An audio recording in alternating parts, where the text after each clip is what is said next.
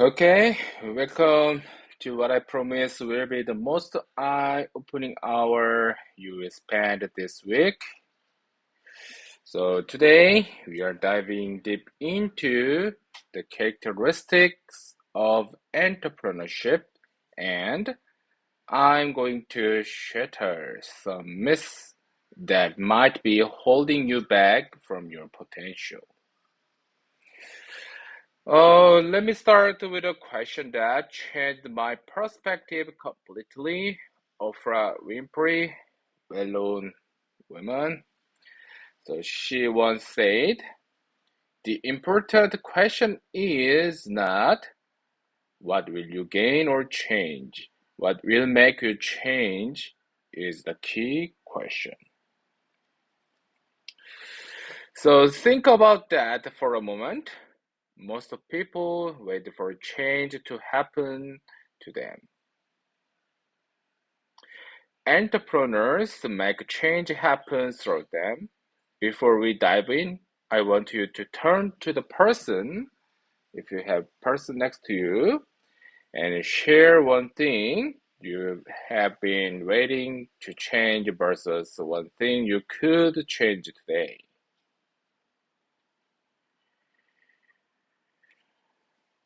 Okay, so we are moving to part one, the great enterprise deception. So here is first myth. The entrepreneurs are born with magic DNA. Is it true? Not really. Okay, anyway, now let's tackle the first and most dangerous myth that entrepreneurs are born, not made. So this lie has probably stopped more potential entrepreneurs than any economic recession ever could. We look at giants like Chung Chu-young, so who built the Hyundai Empire, or Lee Byung-chul, who created Samsung, and we think. So I'm gonna write those two guys' name in English and Korean. Oh, this is Miss Chung Ju-young.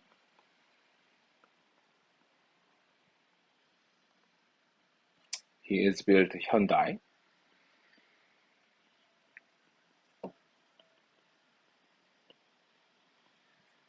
And oh, sorry, Lee Byung-chul.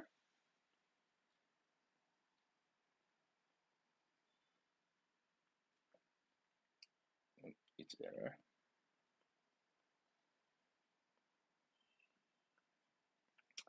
He built Samsung.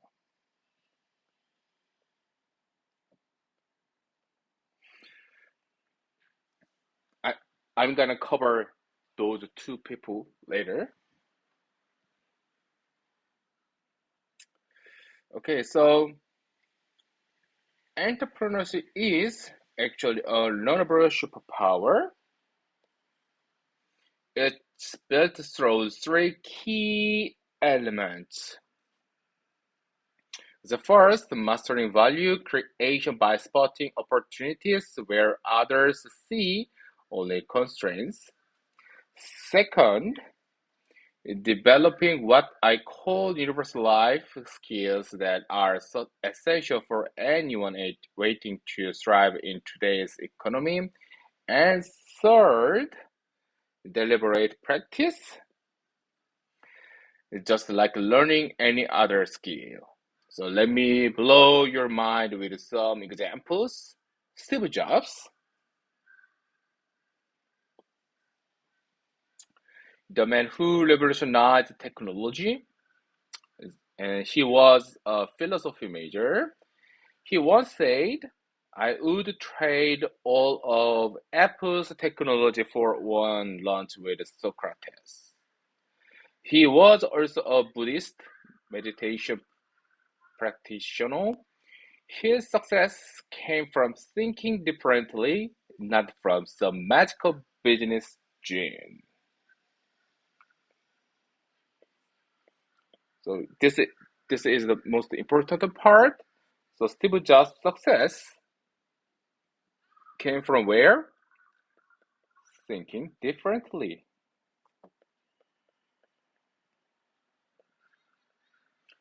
not from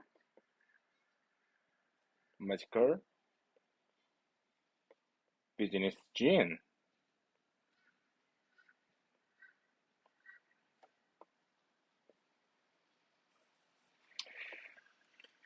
And also Mark Zuckerberg also studied psychology and read 26 books annually. Mhm. That's one book every 2 weeks. It's quite a lot, actually. So he hosts public discussions with his followers because he understands that connecting with people is the foundation of any successful business. So here is the pattern. Liberal arts education actually creates better entrepreneurs because it teaches three critical skills: creative problem solving. This is one of the most important value in a modern business era. And humanities train you to think differently. And human-centered design, understanding people means understanding markets. And maybe next page, critical thinking, questioning assumption is how you find opportunities. Also, the business school don't want you to know this, but most successful entrepreneurs were not business major. Mm, mm. It's a ridiculous situation, right? Okay, so let's move to the second myth.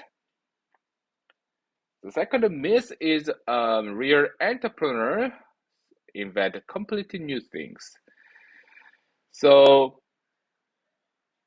the second myth that's killing your entrepreneur's potential is this Hollywood fantasy that where real entrepreneurs are mad scientists creating something the world has never seen. Okay, so let me tell you the story that will change how you think about innovation forever. The McDonald brothers were brilliant inventors. So they created speedy system that reduced the customer waiting time mhm, from 30 minutes to 30 seconds. Revolutionary? Absolutely revolutionary. But they remained a small local success.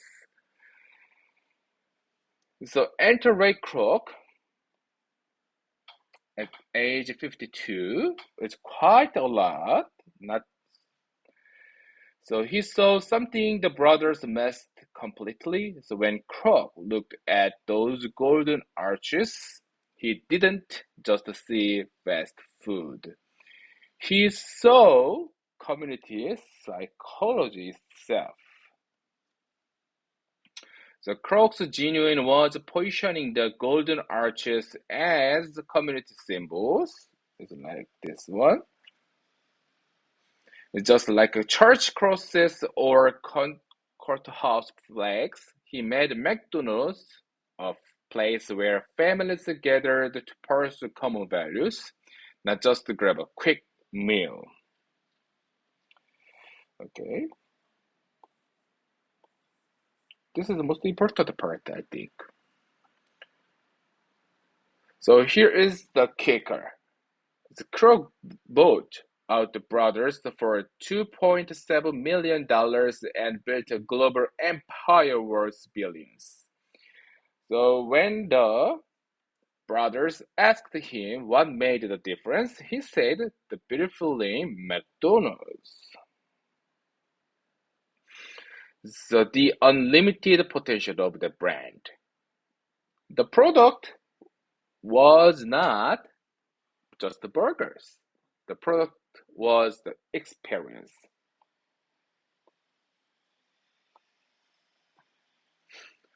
So Peter Drucker said the management group defined innovation perfectly. Innovation is discovering gaps in existing knowledge, products, customer needs, and markets, then transforming them into something more productive. So here is a reality check.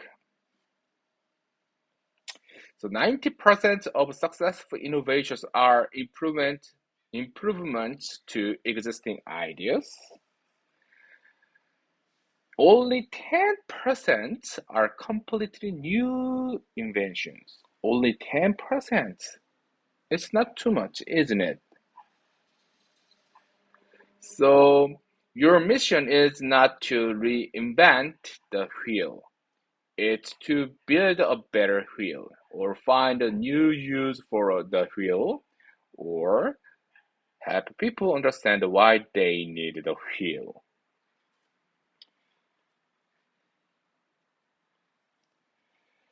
Okay. Okay, so it's all things about the second myth. I'm gonna recheck the slide. Um, okay, so let's move to third myth. The third myth that's probably scaring you away from entrepreneurship is that it's basically gambling with your life. Hmm. So let me give you the real numbers. Successful entrepreneurs in America average 2.8 failures before hitting it big. It's quite small. And 65% survive the first year, almost 65%, only 65%. And 34% make it to 5 years.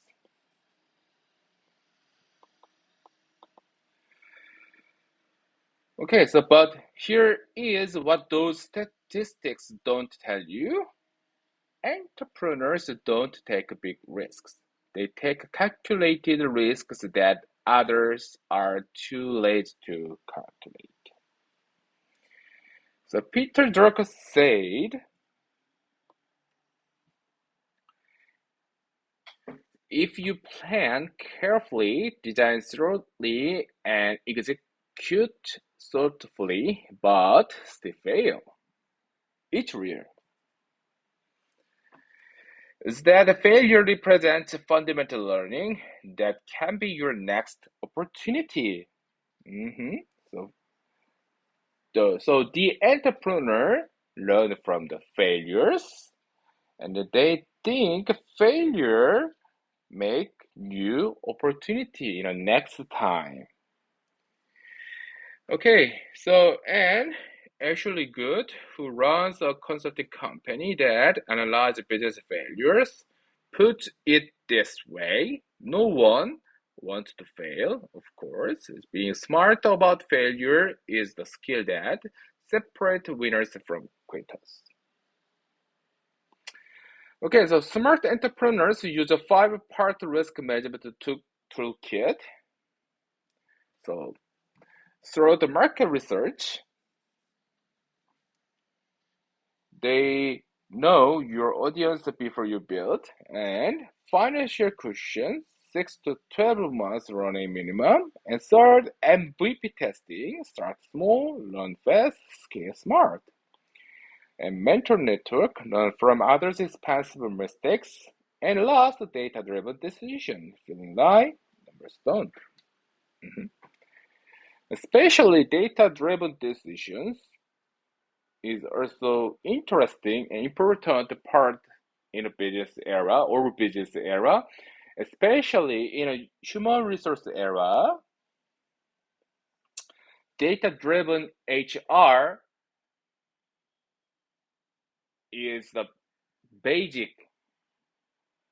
in a recent day, but before recent day, so many organizations and people don't use the data operating the HR system. So, for example, in a recruiting session or a talent sourcing session, so only as a, when the boss and a HR manager do the interview, they just look look the people's resume and CV and just decide their decision by their feeling, not the data. Of course, many people say that HR is part of insight era. I agree that because I also have a lot of years in HR section in a huge company. So sometimes I use the insight, but many cases I'm trying to use the data, not a feeling and insight itself. So data driven is the most important part in a recent and a modern business era. So you must think about it. So data is everything in a business era. Okay, so we are moving to the real success stories. So first case is a post-it note, the 1 billion mistake. So I want to tell you about the most expensive mistake in business history that became a billion-dollar empire. So in 1970, Spencer Silver, who is a 3M scientist, so he was trying to create a super strong adhesive. So instead, he created what seemed like a complete failure, a weak, removable adhesive that barely stuck to anything. And so for 4 years, Silva presented this failed invasion and campaign seminars, 4 years of rejection, 4 years of colleague calling it useless. Wow.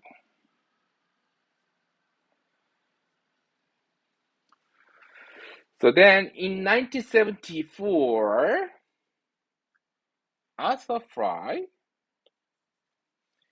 Silva's colleague and a church core member, had a problem. His bookmarks kept falling out of him during services. Suddenly, Silver's failure became Fry's solutions. Hmm. Okay.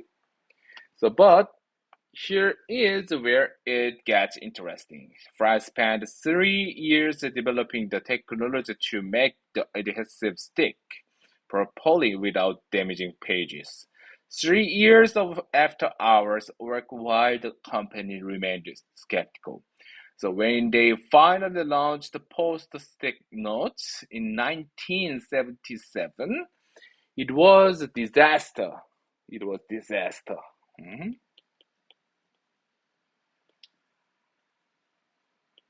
You know why? The market response was basically, what's the point of removable tape? So here's where Fry showed true entrepreneur genius. So he sent free samples to secretaries at Fortune 500 companies. And here's the psychological trick. The sample came from the 3M chairman's office. People tried them because they seemed important.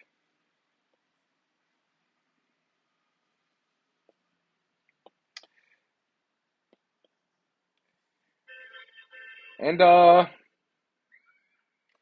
secretaries were instantly hooked, perfect for making documents, writing daily tasks, sticking reminder on desks. By 1980, post-it notes were selling nationwide. A year later, they went global. The Associated Press named Post-it notes one of the top 10 hit products of the 20th century.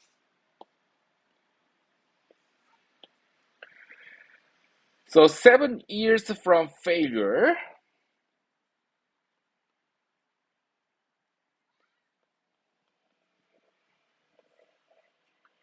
to $1 billion success, the lesson: your mistake might be someone else's solutions. So this is the key quote. Your mistake might be someone else's solutions. You must keep in mind that. Okay, so we are moving to the second case. So now let me tell you about the most persistent human being in business history. So for 60 years, Herald Sanders failed at everything. Everything. Failed everything.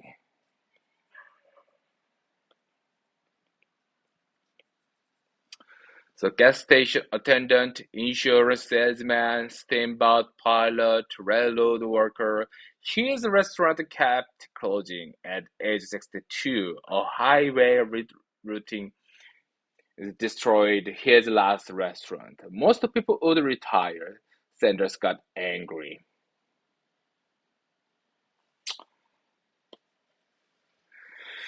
Okay, so he had one asset, a secret 11 herb chicken recipe that his customer loved. So he decided to franchise the recipe.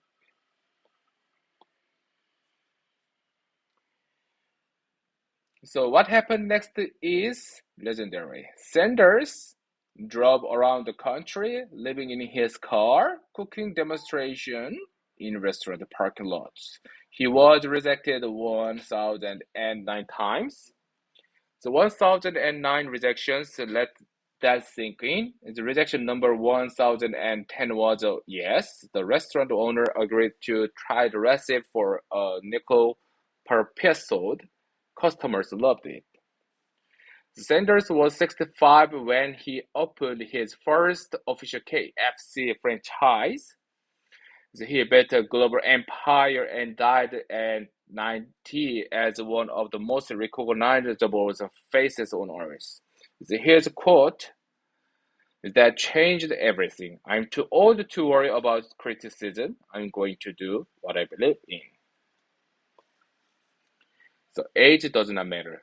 Past failures don't matter. What matters is what you do next.